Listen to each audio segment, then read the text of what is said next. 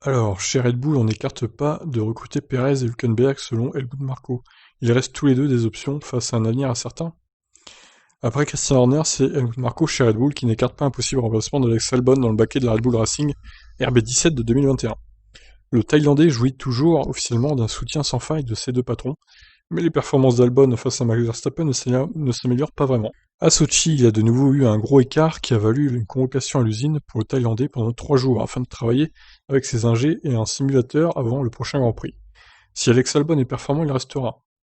Sinon, il y aura une délibération le concernant, commente aujourd'hui Marco, lorsqu'on évoque avec lui les options Nico Hülkenberg et Sergio Perez discutées avec Horner. Nous pourrions voir quels sont les bons pilotes disponibles sur le marché. Mais ce n'est pas un problème à cette heure, ajoute le consultant en sport automobile. Red Bull pourrait être intéressé par un de ces deux pilotes expérimentés, afin de se préparer à un avenir incertain, notamment si Max Verstappen venait à quitter l'équipe fin 2021 faute de moteur compétitif, une des clauses de sortie du contrat du Néerlandais. On comprend donc mieux pourquoi Horner et Marco n'écartent plus aussi fermement l'hypothèse d'un remplacement d'Alex Albon ou encore une rétrogradation chez AlphaTauri à la place de Daniel Kvyat. Oui, et pourquoi pas une rétrogradation chez AlphaTauri au pire.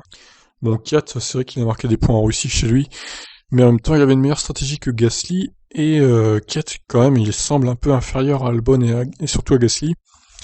Bon, Kvyat, il fait un peu bouche-trou en ce moment, on va pas se mentir. J'ai rien contre le pilote, mais honnêtement, à chaque fois, il est rappelé parce qu'il leur manque un pilote chez AlphaTauri ou Red Bull. Donc le mec, il sert un peu de bouche-trou. Bon, tant mieux pour lui, honnêtement, il gagne de l'argent avec eux, et il fait des courses de F1, donc c'est tout bénef. Mais au bout d'un moment, ça va s'arrêter, et malheureusement, bah, je pense qu'il va, dès l'année prochaine ou 2022, il va dégager Kiat définitivement. Mais bon, il aura quand même une bonne carrière en F1.